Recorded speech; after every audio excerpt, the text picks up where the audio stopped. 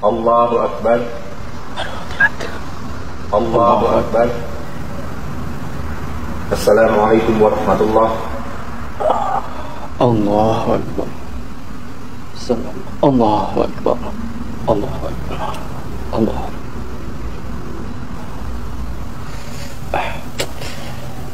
Allahu Akbar. Assalamualaikum warahmatullahi. Assalamualaikum. Kurang satu, kurang dua. Aduh.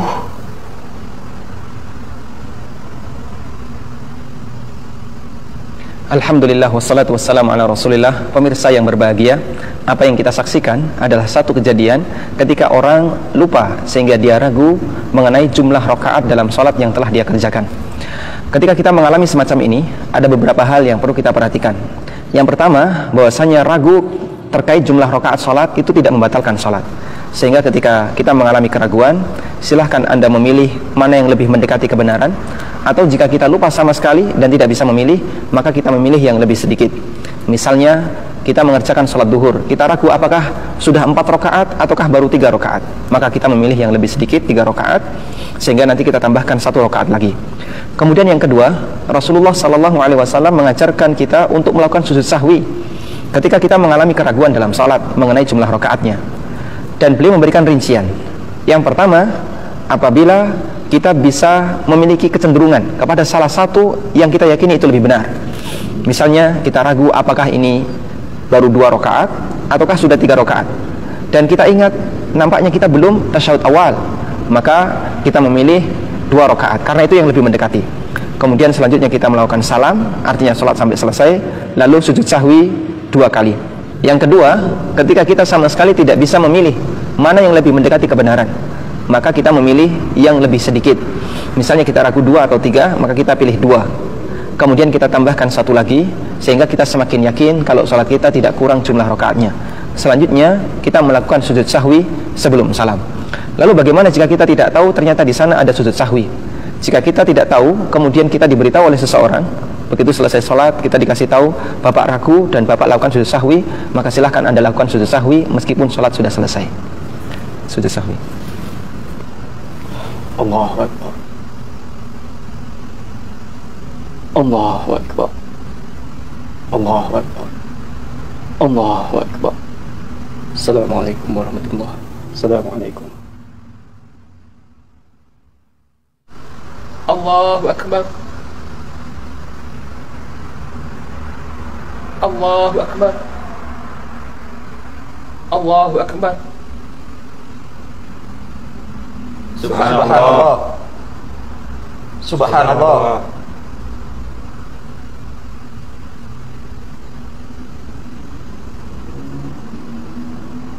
Allahu Akbar. Allahu Akbar. Allahu Akbar. Subhanallah.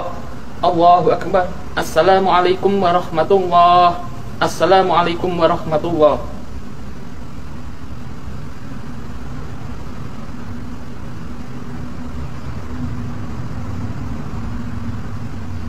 Alhamdulillah wassalatu wassalamu ala rasulillah. Pemirsa yang berbahagia, adegan yang baru saja kita saksikan adalah salah satu di antara contoh bagaimana ketika orang tidak paham tentang sujud sahwi dalam sholat berjamaah. Apa yang dilakukan oleh imam dan apa yang dilakukan oleh beberapa makmum sudah benar. Ketika imam sujud sahwi, makmum yang lain ikut sujud sahwi. Namun ada satu makmum yang dia tidak paham kalau itu sujud sahwi, sehingga ketika imam melakukan sujud sahwi, makmum menyangka bahwasanya ini kesalahan, sehingga dia ingatkan dengan mengucapkan subhanallah. Dan terkait sujud sahwi dalam sholat berjamaah, kaidah yang berlaku bagi makmum adalah ketika imam melakukan sujud sahwi sebelum salam, maka makmum juga ikut sujud sahwi bersama imam, karena makmum harus mengikuti imam.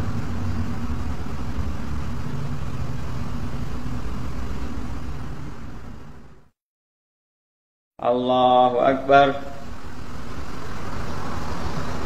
Allahu Akbar. Subhanallah. Subhanallah. Subhanallah.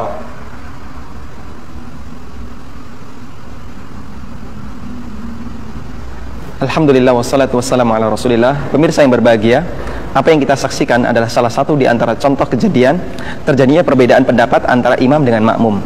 Imam lupa melakukan tasyahud awal, dan makmum mengingatkan dengan ucapan subhanallah, namun imam tidak mengikuti apa yang disarankan oleh makmum dan dia tetap berdiri.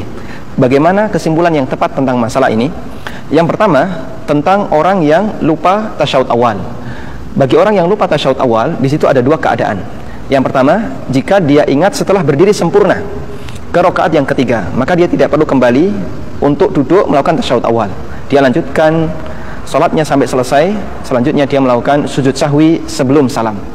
Yang kedua, jika dia teringat sebelum berdiri sempurna ke rakaat yang ketiga, maka dia balik duduk lagi dan melakukan tasyahud awal, lalu dia sempurnakan salatnya dan tidak ada syariat untuk melakukan sujud sahwi. Lalu bagaimana ketika dia mengalami lupa pada waktu salat jamaah? Imamnya lupa, makmumnya mengingatkan. Kondisinya sama seperti yang tadi kita jelaskan.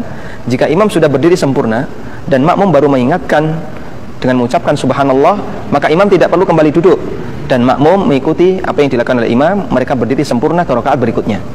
Namun jika imam sudah diingatkan sebelum imam berdiri sempurna, sehingga ucapan subhanallah sudah diterima oleh imam sebelum berdiri sempurna, maka imam kembali duduk dan melakukan tasyahud awal, kemudian makmum juga duduk tasyahud awal, selanjutnya selesaikan salat dan tidak ada sujud sahwi.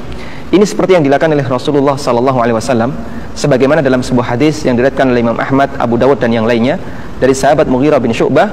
Nabi SAW pernah kelupaan melakukan atau ketika salat beliau tidak tasyahud awal, lalu beliau berdiri. Para sahabat mengucapkan subhanallah dan beliau perintahkan kepada para sahabat untuk ikut berdiri. Kemudian beliau lakukan salat sampai selesai. Setelah itu beliau melakukan sujud sahwi sebelum salam dan diikuti oleh para makmumnya, oleh para sahabat. Karena itu ketika terjadi seperti ini, maka makmum ikut berdiri bersama imam, kemudian salat diselesaikan dan sujud sahwi sebelum salam. Semoga bermanfaat.